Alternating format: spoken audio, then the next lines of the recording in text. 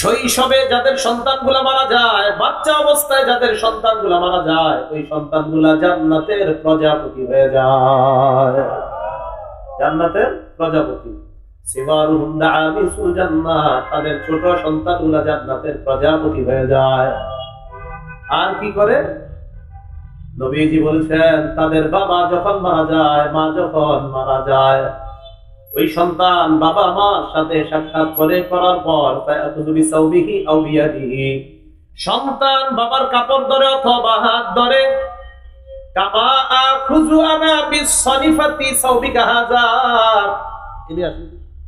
এই দেখেন ওনার কাপড়ের কিনারায় ধরলাম আমি।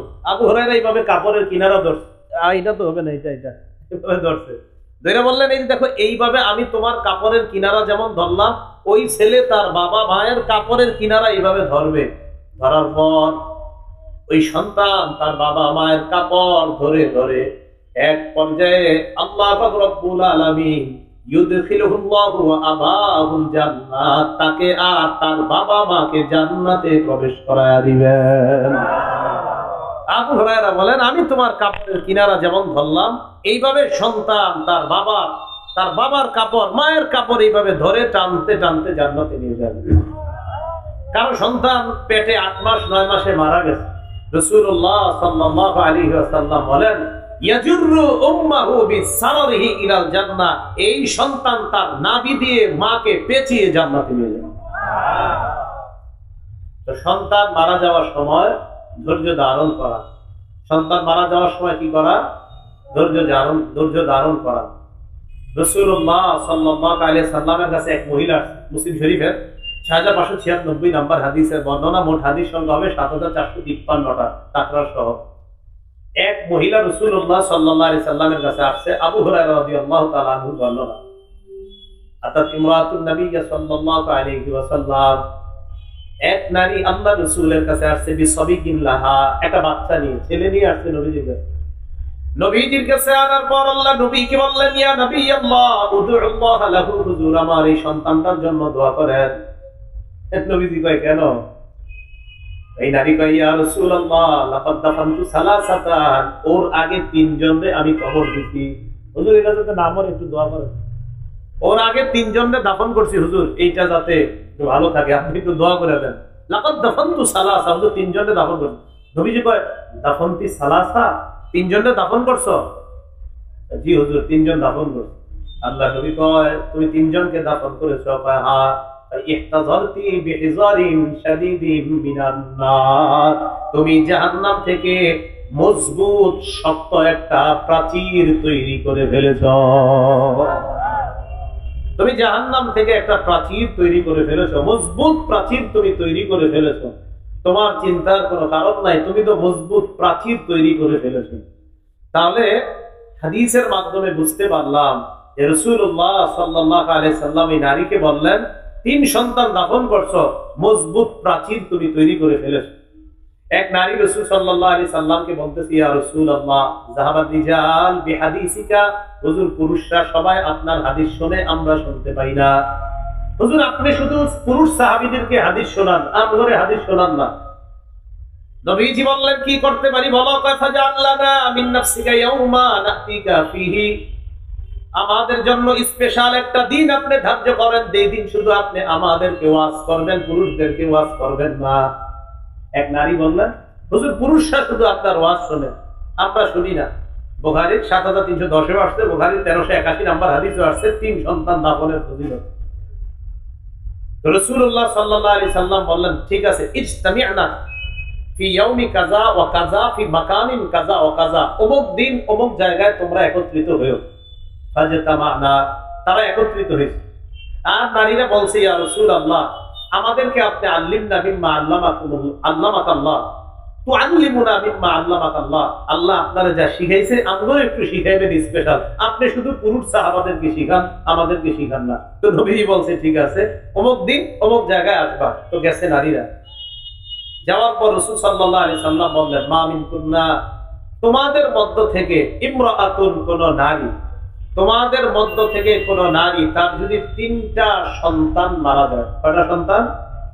ইল্লা কানা লাহা হিজাবাম মিনান নার, এই 3 সন্তান যদি কোনো নারীর মারা যায়, ওই নারীর জন্য জাহান্নাম থেকে এই সন্তানগুলা জাহান্নাম থেকে বাঁচার প্রতিবন্ধক হয়ে যাবে। এক নারী বললেন, ইয়া রাসূলুল্লাহ ওয়া সিনতাইন, যদি 2 জন মারা যায়। আদাতহা মাররাতাইনি, আবার বললেন হুজুর যদি 2 জন মারা যায়। নবীজি বললেন, ওয়া সিনতাইনি ওয়া সিনতাইনি ওয়া সিনতাইনি, 2 জন মারা গেল, 2 জন মারা গেল, 2 জন মারা গেল, ওই মায়ের জন্য সন্তান জাহান্নাম থেকে প্রতিবন্ধক হয়ে যায়। তাহলে সন্তান আসার পর সন্তান যদি মারা যায়, সন্তান যদি বালেগ হওয়ার আগে মারা যায়, ওই সন্তান পিতা মাতা তাদের জন্য জান্নাতে যাওয়ার কারণ হয়ে যায়। সেই বুখারীর বর্ণনা স্পষ্ট আসছে 1381 নম্বর বর্ণনা, লাম ইয়াবলুগুল হিনসা, বালেগ হওয়ার আগে যদি সন্তান মারা যায় আর মা বাবা যদি ধৈর্য ধারণ করে, ওই মা বাবাকে ওই সন্তান জান্নাতে প্রবেশ করাবে। নাসাই শরীফের 2088 নম্বর হাদিসে আশ্চর্য বর্ণনা।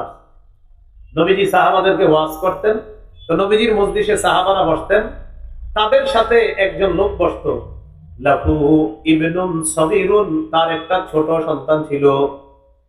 ইয়াতিহি মিন খালফি যহরিহি ফাইদাহু বাইনা ইয়াদাইহি, সন্তানটাকে পিছন থেকে সুন্দর মতো আইনা সামনে বসাইতেন, আল্লাহ নবীর সামনে বসাইতেন আর ওয়াজ শুনতেন। হঠাৎ একদিন আল্লাহ নবী দেখে ওই লোকটাও নাই, লোকটার সন্তানও নাই, ছেলেটা মারা গেছে, ছেলেটা মারা গেছে, হালাকা, ছেলেটা মারা গেছে। ফামতাআনা রাজুল আইয়াহদুরাল হালকাতা লিযিকরি ইবনিহি, সন্তানের বিয়োগ ব্যথায় সন্তানদের মনে করে নবীজির মজলিসে আর আসতেছে না। একদিন নবীজি বললেন, ওই লোকটা কোথায়, যে তার ছেলে নিয়ে আমার সামনে বসে, তাকে দেখছি না কেন? সাহাবারা বললেন, ইয়া রাসূলুল্লাহ, তার সন্তান মারা গেছে। নবীজি তার কাছে গেলেন, যাওয়ার পর আজ্জা আলাইহি, সন্তানের ব্যাপারে তাকে সান্ত্বনা দিলেন আর বললেন, তুমি কি চাও আনতামাত্তা বিহি উমরাকা, এই সন্তানের মাধ্যমে তোমার জীবনের উপভোগ তুমি করতে চাও, নাকি তুমি চাও আওলা তাতি গাদান ইলা বাবিন মিন আবওয়াবিল জান্নাহ, জান্নাতের কোন একটা দরজায় তুমি আসবা, আসার পর ইল্লা ওয়াজাদতাহু, সন্তানকে ওই দরজার মধ্যে পাইলা, ফায়াফতাহু লাক, আর দেখলা তোমার ওই সন্তান তোমার জন্য জান্নাতের দরজা খুলে দেয়। তুমি কোনটা চাও? সন্তানের মাধ্যমে দুনিয়াতে কামাই রোজগার করে তোমারে খাওয়াবে, এটাতে তুমি বেশি পছন্দ করো, নাকি তুমি জান্নাতের দরজায় গিয়ে তোমার ওই সন্তানটাকে পাইলা যাকে তুমি হারিয়ে ফেললা, আর দেখলা সে তোমার জন্য জান্নাতের দরজা খুলে রাখছে? ওই সাহাবী বললেন, হুজুর আমার কাছে এটাই পছন্দ, যে আমি জান্নাতের দরজায় যাব আর দেখবো আমার ছেলেটা জান্নাতের দরজা খুলে আমাকে জান্নাতে প্রবেশ করে। সন্তান মারা গেলে ছোটবেলায় মাকে একটু সান্ত্বনা দিবেন। হাদিসে আসছে ইনি ইহতাসাবাত ওয়া সাবারাত, হাদিসে মুআন্নাস আসছে, এর মানে হলো সাধারণত মা বেশি কষ্ট পায়, তাই নবী বলছে যদি মা ধৈর্য ধারণ করে আর যদি মা সওয়াবের আশা করে, আল্লাহ বাবা মা উভয়কে সন্তান যদি শৈশবে মারা যায় ধৈর্য ধারণ করার তৌফিক দান করে। সন্তান বেঁচে গেলে কি করব? সন্তান যখন বেঁচে যাবে, মানে বেঁচে যাওয়া মানে সন্তান জন্মের পর থেকে তার জন্য করণীয় 12টা করণীয়। বলেন কয়টা? সবাই বলেন কয়টা করণীয়? 12টা। 1 নাম্বার করণীয়, সন্তান জন্মের পরে ফেসবুকে একটা ছবি তুলবেন, তুইলা এটা ফেসবুকে আপলোড করবেন আর বলবেন আজকে প্রথম চাচা হওয়ার সৌভাগ্য অর্জন করলাম। এটা হলো প্রথম অধিকার। আর বলবেন আজকে প্রথম ভাগ্নির মামা হওয়ার স্বাদ উপভোগ করলাম, বন্ধুদের সাথে শেয়ার করলাম। এটা হলো সন্তানের প্রথম হক দুনিয়াতে আসার পর। এটি তো হচ্ছে, এই হকই তো আদায় করতেছেন সবাই। সন্তান দুনিয়াতে আসার পর এই হক সবাই আদায় করতেছে। এটা কি সত্য না মিথ্যা? সন্তান দুনিয়াতে আসার পর প্রথমে তার কানে আযান দেওয়া। বলেন কি দেওয়া? আযান দেওয়া। এটা 1 নাম্বার করণীয়। আবু দাউদ শরীফ 5105 নাম্বার হাদিসের বর্ণনা। রাসূল সাল্লাল্লাহু আলাইহি সাল্লামের সাহাবী বলেন, রাআইতু রাসূলুল্লাহ সাল্লাল্লাহু আলাইহি ওয়াসাল্লাম আযানা ফি উযুনিল হাসান ইবনে আলী ইবনে আবি তালিব রাদিয়াল্লাহু তাআলা আন হিনা ওয়ালাদাতু ফাতিমা বিস-সালাহ। ফাতেমা রাদিয়াল্লাহু তাআলা আনহা যেদিন হযরত হাসানকে প্রসব করলেন, জন্ম দিলেন, আমি দেখলাম মুয়াজ্জিন সাহেবরা নামাজের যে আযান দেয়, নবীজিকে দেখলাম হাসানের কানে অবিকল ওই আযানটা দিতে দেখলাম। তাহলে 1 নাম্বার অধিকার সন্তানের কানে আযান দেওয়া, ছেলে হোক আর মেয়ে হোক তার কানে আযান দেওয়া। 2 নাম্বার তাহনিক করানো। বলেন কি করানো? তাহনিক বলা হয় কোন আল্লাহওয়ালার কাছে নিয়ে যাবেন, নিয়ে যাওয়ার পর ওই আল্লাহওয়ালা খেজুর চাবাবে, চাবানোর পর ওই সন্তানের মুখে একটু থুতু দিবে, থুতু দেওয়ার পর সামান্য খেজুর মুখের ভিতরে তালুর মধ্যে লাগায় দিবে। সহিহ বুখারী 3909 নম্বর হাদিস। সহিহ বুখারীর আরেকটা বর্ণনা আছে, তো আমরা 3909 নম্বর বর্ণনাটা জানি। এই হাদিসের মধ্যে আছে নবীজি সাল্লাল্লাহু আলাইহি সাল্লামের মহিলা সাহাবিয়া আসমা বিনতে আবু বকর রাদিয়াল্লাহু তাআলা আনহুমা, মানে আবু বকর সিদ্দিক রাদিয়াল্লাহু তাআলা আনহুর কন্যা আসমা রাদিয়াল্লাহু তাআলা আনহা। এই আসমা রাদিয়াল্লাহু তাআলা আনহার পেটে সন্তান, আন্নাহা হামালাত বিআব্দুল্লাহ ইবনে জুবায়ের, তার পেটে সন্তান আসছে, এই সন্তান হলেন আব্দুল্লাহ ইবনে জুবায়ের। তো আসমা রাদিয়াল্লাহু তাআলা আনহা বলেন, খরজতু, আমি মদিনায় রওনা করলাম, হিজরত করে রওনা করলাম, হিজরত করতে। ওয়ানা মুতিম্মুন, আমি আসন্ন প্রসবা, আসন্ন প্রসবা মানে আমার যে কোনো সময় সন্তান হয়ে যেতে পারে। আল্লাহর কি কুদরত, মুসলমানরা হিজরত করে মক্কায় যাওয়ার পর কারো সন্তান হয় না মুসলমানদের। কাফেররা ইহুদি খ্রিস্টানরা বলা বলি করতে লাগলো মুসলমানরা হলো একদম সমস্ত খারাপ জাতি, এগুলা মদিনায় আসার পর কারো সন্তান হয় না, এই জাতীয় অপবাদ দেওয়া শুরু করলো। নাউজুবিল্লাহ। আসমা রাদিয়াল্লাহু তাআলা আনহা বলেন, আমার সন্তান যে কোনো সময় হয়ে যাবে এমন অবস্থায় আমি মদিনায় রওনা করলাম। আল্লাহর কি কুদরত, পুরা রাস্তায় ওনার সন্তান হয় না। হযরত আসমা বলেন, ফালাম্মা আতাইতুল মাদিনা ওয়া নাযালতু বিকুবা, আমি মদিনায় আসলাম আর কুবায় যখন আমি অবতরণ করলাম, ওয়ালাদতুহু, আমি আমার সন্তানকে মদিনায় এসে জন্ম দিলাম। মুসলমানদের উপর যে অপবাদ ছিল, অপবাদ ঘুষানোর জন্য আল্লাহ পুরা রাস্তায় সন্তানটা দুনিয়াতে আনেননি। মদিনায় যাওয়ার পর হযরত আসমার সন্তান আনছে আর সাহাবারা আনন্দ মিছিল করছে। আসমা রাদিয়াল্লাহু তাআলা আনহা বলেন, ফাতাইতু বিহিন নাবিয়্যা সাল্লাল্লাহু আলাইহি ওয়াসাল্লাম, আমি আমার সন্তানকে আল্লাহর নবীর কাছে নিয়ে গেলাম। ফাওয়াদাতুহু ফি হাজরিহি, আল্লাহর নবীর কোলের মধ্যে দিলাম। নবীজির কোলের মধ্যে দেওয়ার পর দাআ বিতামরা, আল্লাহর নবী খেজুর আনলেন, আনার পর ফামাদাহা, খেজুর চাবাইলেন। সুম্মা তাফালা ফিহি, আব্দুল্লাহ ইবনে জুবায়েরের মুখের মধ্যে আল্লাহর রাসূল থুতু মুবারক নিয়ে দেয়। হাদিসের মধ্যে আসছে, ফাকানা আউয়ালা শাইইন দাখালা জাওফা আব্দুল্লাহ রাসূলুল্লাহ সাল্লাল্লাহু আলাইহি ওয়াসাল্লাম, আব্দুল্লাহ ইবনে জুবায়েরের পেটের মধ্যে দুনিয়ার অন্য কোনো খাবার প্রথম যায় নাই, আল্লাহর নবীর থুতু মুবারক আব্দুল্লাহ ইবনে জুবায়েরের পেটের মধ্যে সর্বপ্রথম যায়। সর্বপ্রথম নবীর থুতু মুবারক তার পেটে গেছে। এরপর আল্লাহ রাসূল সাল্লাল্লাহু আলাইহি সাল্লাম একটু খেজুর চাবায়া মুখের ভিতর তালুর মধ্যে লাগায়া দিলেন। এটাকে বলা হয় তাহনিক। কি বলা হয় বলেন তো? তাহনিক। 3 নাম্বার, যেই সন্তান দুনিয়াতে আসবে তাকে আমরা যারা দেখব তাকে স্বাগত জানাবো, তার জন্য বরকতের দোয়া করব। বলেন কিসের দোয়া করব? বরকতের দোয়া করা। আবু দাউদ শরীফের 5106 নম্বর হাদিসের বর্ণনা। এই হাদিসের মধ্যে আছে, আন আয়েশা সিদ্দিকা রাদিয়াল্লাহু তাআলা আনহা قالت কানা রাসূলুল্লাহ সাল্লাল্লাহু আলাইহি ওয়াসাল্লাম ইফতা বিসসিবিয়ান, নবীজির কাছে যখন কোন শিশুকে আনা হতো, ফায়াদউ লাহুম বিল বারাকা, আল্লাহ নবী ওই শিশুর জন্য বরকতের দোয়া করতেন। শিশুর জন্য কিসের দোয়া করা? বরকতের। বাপেরে দেখলে আপনারা বলবেন, জাআলাহুল্লাহু মুবারাকান আলাইকা ওয়া আলা উম্মতি মুহাম্মাদিন সাল্লাল্লাহু আলাইহি ওয়াসাল্লাম। আইয়ুব আস-সুফতিয়ানি রাহমাতুল্লাহি আলাইহি নবজাতককে দেখলে এই দোয়া করতেন, আল্লাহ তোমার সন্তানকে, বলেন আল্লাহ তোমার সন্তানকে তোমার জন্য, উম্মতে মুহাম্মাদির জন্য বরকতের কারণ বানাবেন। কোন সন্তান দেখলে এই দোয়া করবেন, আল্লাহ তোমার এই সন্তানকে তোমার জন্য আর উম্মতে মুহাম্মাদির জন্য বরকতের কারণ বানাবেন। 4 নাম্বার, আকিকা করা। নাসাই শরীফের 4220 নম্বর হাদিসের বর্ণনা, ক্বালা রাসূলুল্লাহ সাল্লাল্লাহু আলাইহি ওয়াসাল্লাম, নবীজি বলেন, কুল্লু গুলামিন রাহিনুন বিআকিকাতিহি, প্রত্যেকটা নবজাতক তার আকিকার সাথে আবদ্ধ। তুযবাহু আনহু ইয়াওমা সাবিহি, 7ম দিনে তার পক্ষ থেকে জবাই করা হবে, আকিকা করা হবে। ওয়া ইউহলাকু রাসুহু, তার মাথা মুন্ডন করা হবে 7ম দিনে।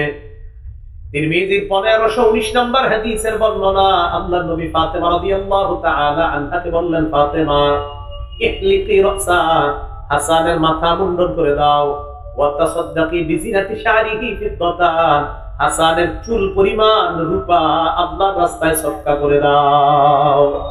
সপ্তম দিনে আকিকা করা, চুলগুলা মুন্ডন করে এক পাল্লায় রাখবেন, স্বর্ণ কাঠের দোকানে পাল্লা আছে, এক পাল্লায় চুল আরেক পাল্লায় রূপা, এই চুল পরিমাণ রূপা আল্লাহর রাস্তায় সদকা করে দেওয়া। আকিকা যদি সপ্তম দিনে না পারেন 14-21তম দিনে। আর জামিউ সগীর 5681 নাম্বার বর্ণনা, এই জায়গায় আসছে তুসবাহু আনহু লিসাবআ, সপ্তম দিনে আকিকা করা, আউলি 14 অথবা 14তম দিনে, আউলি 21 অথবা 21তম দিনে আকিকা করা। আকিকা ছেলের জন্য একটা, দুইটা, মেয়ের জন্য একটা। তিরমিজি শরীফের 1513 নম্বর হাদিসের বর্ণনা। এই হাদিসে রাসূল সাল্লাল্লাহু আলাইহি সাল্লাম বলেন, ছেলের পক্ষ থেকে দুইটা পশু, মেয়ের পক্ষ থেকে একটা। কারো যদি সামর্থ্য কম থাকে, ছেলের পক্ষ থেকে একটা দিলেও আদায় হয়ে যাবে। তিরমিজি 1514 নম্বর হাদিসের বর্ণনা। এই হাদিসে আসছে আক্কা রাসূলুল্লাহ সাল্লাল্লাহু আলাইহি সাল্লাম আনিল হাসানি বিশাত, নবীজি হযরত হাসানের পক্ষ থেকে একটা আকিকা দিয়েছেন। তাহলে একটা আকিকা দেওয়া ক্ষেত্র বিশেষ জায়েজ আছে, সমস্যা নাই, আদায় হয়ে যাবে। আকিকার গোশত সবাই খেতে পারবে, মা বাবা দাদা দাদি নানা নানি 14 গোষ্ঠী সবাই খেতে পারবে, গরিবরাও দিতে পারবেন, নিজেরাও আকিকার গোশত খেতে পারবেন। 5 নাম্বার সন্তানের অধিকার, সুন্দর নাম রাখা। কি রাখা? বিভিন্ন মাহফিলে যাই, যাওয়ার পর পোস্টারে মাঝে মাঝে এমন এমন নাম পাওয়া যায়, উদ্ভট পরিস্থিতির মধ্যে পড়ে যায়। ওই নাম এত ভয়ঙ্কর নাম, আল্লাহ ভালো জানে যে এই নাম কোত্থেকে নাজিল হয়েছে। মাঝে মাঝে কিছু কিছু জায়গায় এমন এমন নাম পাওয়া যায়। সুন্দর নাম রাখা, এটা সন্তানের অধিকার। আব্দুল্লাহ ইবনে আব্বাস রাদিয়াল্লাহু তাআলা আনহুমার বর্ণনা, তিনি বলেন, নবীজি সাল্লাল্লাহু আলাইহি সাল্লামকে বললাম, ইয়া রাসূলুল্লাহ ক্বাদ আলিমনা হাক্কাল ওয়ালিদি ফামা হাক্কুল ওয়ালাদ। হুজুর, পিতার মাতার অধিকার আমরা জানি, সন্তানের কি অধিকার একটু বলেন। নবীজি বললেন, আইয়ুহসিনা ইসমা, সন্তানের সুন্দর একটা নাম রাখা, এটা সন্তানের অধিকার। 6 নাম্বার তরবিয়ত শিক্ষা দেওয়া। বলেন তো কি শিক্ষা দেওয়া? বলেন আমার সাথে, শ্রেষ্ঠ তরবিয়ত নামাজ। বলেন শ্রেষ্ঠ তরবিয়ত, সন্তানকে শ্রেষ্ঠ তরবিয়ত তাওহীদ শিক্ষা দেওয়া, নামাজ শিক্ষা দেওয়া। আবু দাউদ শরীফের 495 নাম্বার হাদিসের বর্ণনা, قال رسول الله صلى الله عليه وسلم, নবীজি বলেন, মুরু আওলাদাকুম বিসসালাহ ওয়া হুম আবনাউ 7 সিনিন। সন্তানের বয়স যখন 7 হবে, সন্তানকে তখন নামাজের আদেশ দাও। ওয়াদরিবুহুম আলাইহা ওয়া হুম আবনাউ 10 সিনিন। বয়স যখন 10 হবে, প্রয়োজনে মৃদু আঘাত করো। ওয়াফাররিকু বাইনাহুম ফিল মাদাজি, সন্তানের বিছানা আলাদা করে দাও। আবু দাউদের 4018 নাম্বার হাদিসে আসছে, লা ইউজির রাজুলু ইলা রাজুলি ফি সাওমিন ওয়াহিদ, এক কাঁথা এক কম্বল এক লেপের নিচে 2 পুরুষ ঘুমাবে না। ওয়ালা তুজিল মারআতু ইলাল মারআতি ফি সাওমিন ওয়াহিদ, এক কাঁথা এক কম্বল এক লেপের নিচে 2 নারী ঘুমাবে না। আপনার ছেলে মেয়েকে তো এক কাঁথা কম্বলের নিচে রাখবেনই না, 2 ছেলেকে এক কাঁথা কম্বলের নিচে রাখবেন না, 2 মেয়েকেও এক কাঁথা কম্বলের নিচে রাখবেন না। সামর্থ্য আছে তো খাট আলাদা করেন, সামর্থ্য নাই এক খাটের মধ্যে মাঝে কোল বালিশ, 2 পাশে 2 জনকে আলাদা লেপ কাঁথা কম্বলের ব্যবস্থা করে দেন। ফাররিকু বাইনাহুম ফিল মাদাজি, বিছানা আলাদা করে দাও। 7 নাম্বার সুশিক্ষায় শিক্ষিত করা। বলেন কি শিক্ষায়? শ্রেষ্ঠ সুশিক্ষায় সন্তানকে শিক্ষিত করার শ্রেষ্ঠ শিক্ষা কোরআনের শিক্ষা। বলেন কিসের শিক্ষা? কোরআনের শিক্ষা। সন্তানকে সুশিক্ষায় যে শিক্ষিত করবেন, এই সুশিক্ষায় শিক্ষিত করার শ্রেষ্ঠ শিক্ষাটার নামই কোরআনের শিক্ষা। আর কোরআনের শিক্ষা একাডেমিক ভাবে সবচেয়ে শ্রেষ্ঠ যে জায়গার মধ্যে শিক্ষা দেওয়া হয়, এটা হলো মাদ্রাসা। কোথায়?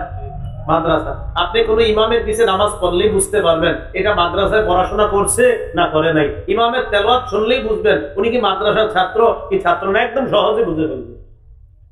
তাহলে সুশিক্ষায় শিক্ষিত করা, এর মধ্যে শ্রেষ্ঠ শিক্ষা কোরআনের শিক্ষা। সন্তানকে যা বানান, প্রথম কোরআনের শিক্ষা দেন। সহিহ বুখারীর 5017 নাম্বার হাদিসের বর্ণনা, قال رسول الله صلى الله عليه وسلم, নবীজি বলেন, খায়রুকুম মান তাআল্লামাল কুরআন ওয়া আল্লামা, তোমাদের মধ্যে সর্বোত্তম ওই ব্যক্তি যে কোরআন শিখে অন্যকে শিখায়। সর্বোত্তম ওই ব্যক্তি যে কোরআন শিখে অন্যকে শিখায়। এই যে মাদ্রাসায় বালক বালিকা, এটা মাদ্রাসা। বলেন তো এই মাদ্রাসায় ওস্তাদ আর ছাত্র আর ছাত্রী শিক্ষিকা যারা আছে, একদল কোরআন শিখায় আর একদল কোরআন শিখতেছে। নবীজি তাদেরকে দুনিয়ার সর্বোত্তম বলে ঘোষণা করেছে। তাহলে মাদ্রাসা শিক্ষার দরকার আছে কিনা? 8 নাম্বার, দুনিয়াতে থাকতে যদি সন্তানকে সম্পদ দিতে চান তাহলে সব সন্তানকে সমানভাবে সম্পদ দেওয়া, এটা হলো সন্তানের অধিকার। আপনি মারা যাওয়ার পর মিরাসের মাসালা আসবে, জীবদ্দশায় মিরাসের মাসালা আসে না। আপনি মারা যাবেন তারপর মিরাসের মাসালা। আপনি জীবিত থাকতে যদি সম্পদ দিতে চান তাহলে সব সন্তানকে সমানভাবে সম্পদ দেওয়া। যদি কম বেশি দিতে চান ফতুয়া বিভাগ থেকে ফতুয়া নিবেন, কেন আপনি একজনকে বেশি দিবেন আর কেন কম দিবেন। ওলামায়ে কেরাম শুনবে, শোনার পর ওনারা যদি দেখে হ্যাঁ এই কারণে একজনকে কম একজনকে বেশি দেওয়া যাবে, ওনারা যদি ফতুয়া বিভাগ থেকে ফতুয়া দিয়ে দেয় তাহলে আপনি দিবেন, অন্যথায় সমানভাবে সম্পদ দেওয়া। মুসলিম শরীফের 1623 নম্বর হাদিসের বর্ণনা। নবীজির একজন সাহাবী নাম নুমান, আব্বার নাম বশির, মানে সাহাবীর নাম নুমান, সাহাবীর আব্বাও সাহাবী, ওনার নাম হলো বশির রাদিয়াল্লাহু তাআলা। তো এই বশির রাদিয়াল্লাহু তাআলা নুমান রাদিয়াল্লাহু তাআলা ঘুরে নিয়ে গেছে নবীজির কাছে। নবীজির কাছে নিয়ে বললেন, ইয়া রাসূলুল্লাহ ইশহাদ আন্নী নাহালতুন নুমান কাযা ওয়া কাযা। হুজুর, আমি নুমানকে ওই সম্পদটা দিয়েছি, আপনি সাক্ষী থাকেন। নবীজি বললেন, আনাহালতান ইসলামা নাহালতান নুমান, তুমি নুমানকে যে সম্পদ দিয়েছো অন্য সন্তানদেরকে এমন সম্পদ দিয়েছো কিনা? সাহাবী বশির জবাব দিলেন, লা ইয়া রাসূলুল্লাহ, না হুজুর, সব সন্তানকে আমি সমানভাবে দেই নাই, নুমানকে একটু বেশি দিছি। নবীজি বললেন, ইশহাদ আলা হাযা গায়রি, তাহলে সাক্ষী আমি ছাড়া অন্য কাউরে বানাও। সাক্ষী আমি ছাড়া অন্য কাউরে বানাও, আমারে বানাও না। আয়াসুদ্দুকা আইয়াকুনু ইলাইকা সাওয়াআন ফিল বিররি, তুমি কি চাও তোমার সব সন্তান তোমার উপর সুন্দর আচরণ করুক, সমানভাবে আচরণটা তুমি কি চাও? তুমি কি চাও সব সন্তানরা তোমার প্রতি সমানভাবে সৎ আচরণ করুক? জি হুজুর, এটা চাই। আল্লাহ নবী বললেন, সমানভাবে সৎ আচরণ চাও তাহলে সম্পদ কেন সমান দিবা না? তুমি চাইতেছো সবাই তোমার প্রতি সুন্দর আচরণ করুক, তো সম্পদ কম দিবা কেন? তাহলে মাসালাটা মনে রাখবেন, কম বেশি করতে হলে ফতুয়া বিভাগ থেকে ফতুয়া আনবেন। জীবদ্দশায় যদি সম্পদ দিতে চান এর মাসালা, আর মরার পরে তো আর প্রয়োজনই নেই, আপনার বিরাজ পাবে, ছেলে যা পাবে মেয়ে অর্ধেক পাবে, সুদাই। 9 নাম্বার, সন্তান বালেগ হলে বিয়ে করায়া দেওয়া, বালেগা হলে বিয়ে দিয়ে দেওয়া। সন্তান ছেলে বালেগ হলে বিয়ে করায়া দেওয়া, মেয়ে বালেগা হলে বিয়ে দিয়ে দেওয়া। মুসনাদে আহমদের বর্ণনা, নবীজি বলেন, ইদা বালাগা ফালিযাওবিজহু, সন্তান বালেগ হলে বিয়ে করায়া দিবা। ওয়াইন বালাগা আলাম ইউযাওবিজহু, বালেগ হওয়ার পর যদি বিয়ে না করায়, ফাআসাবা ইসমা, ওই সন্তান যদি গুনাহ করে, ফাইন্নামা ইসমুহু আলা আবিহি, সন্তানের এই গুনাহ বাবার উপরও যাবে। সন্তান বালেগ হওয়ার পর যদি বাবা বিয়ে না করায় আর যদি সন্তান গুনাহ করে, এই গুনাহ বাবার উপরও যাবে। তাহলে বলবেন, হুজুর সন্তান টাকা পয়সা নাই, বিয়ে করাবো কিভাবে?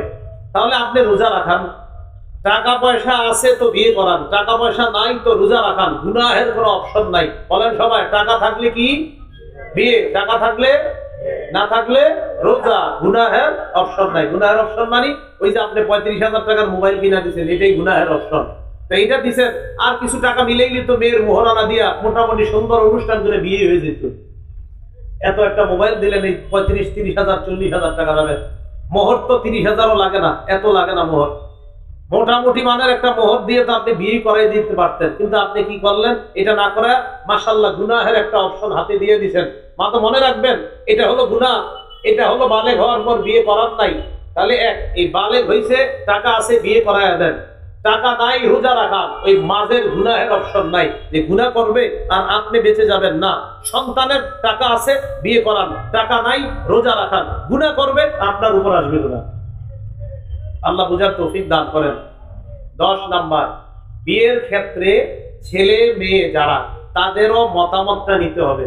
অনেকে বিয়ে ঠিক করে আসছে, আসার পর মেয়ের আম্মারে কয়, তোমার মেয়ের আগামী শুক্রবার রেডি করে রাখো, শুক্রবার জুমার নামাজের পরে বিয়ে। মানে কি? কোনো কওয়া নাই, বলা নাই, আপনি মেয়ের বিয়ে ঠিক করে ফেলছেন। আচ্ছা, মেয়ে একটা দেখে আসছে, আসার পর মেয়ের দেখছে কে? ছেলের মা দেখছে, বোন দেখছে। বাপে কয়, তোদের পছন্দ হয়েছে? বা হ্যাঁ হয়েছে। ছেলের কয়, আগামী বৃহস্পতিবারে রেডি থাকো, রাত্রে তোমার এনে মার্কেটে যাবো, শুক্রবারে তোমার বিয়ে। ছেলে কয়, মানি কি? আমি তো মেয়েই দেখলাম না, বিয়ে মানি? বিয়ে করবে কে? যাদেরকে পাঠাইছেন তারা না ছেলে? আরে বলে না, তারা না ছেলে? এখন ছেলের বাপ গিয়ে মেয়েরে দেখে, বিয়ের আগে ছেলের বাবা মেয়েকে দেখা হারাম? বলেন, বিয়ের আগে ছেলের বাবা মেয়েকে দেখা কি হারাম? দেখে বাপে, দেখবো ছেলে দেখে বাপে, বিয়ে কি আপনার আব্বা করবে? তো উনি দেখে গেল মেয়ে। মুসনাদে আহমদের বর্ণনা, এক মেয়ে রাসূল সাল্লাল্লাহু আলাইহি সাল্লামের বিবি আম্মাজান আয়েশা সিদ্দিকার কাছে আসলেন। আসার পর বললেন, আম্মাজান ইন্না আবি যাওয়াজানি মিন ইবনি আখি। আম্মাজান আয়েশা সিদ্দিকাকে বললেন, আম্মাজান, আমার আব্বা আমার চাচাতো ভাইয়ের সাথে আমাকে জোর করে বিয়ে দিয়ে দিয়েছে, ওয়া আনা কারিহা, এই বিয়েতে আমার মত ছিল না। আব্বা আমারে চাচাতো ভাইয়ের সাথে বিয়ে দিয়ে দিয়েছে, আমি এই বিয়েতে মত ছিল না আমার। আম্মাজান আয়েশা সিদ্দিকা বললেন, ইজলিসি হাত্তা ইয়াতিয়া রাসূলুল্লাহ সাল্লাল্লাহু আলাইহি ওয়াসাল্লাম, অপেক্ষা করো আল্লাহ রাসূল আসা পর্যন্ত, নবীজি আসবে, এরপর তোমাকে আমি মাসালা দিব।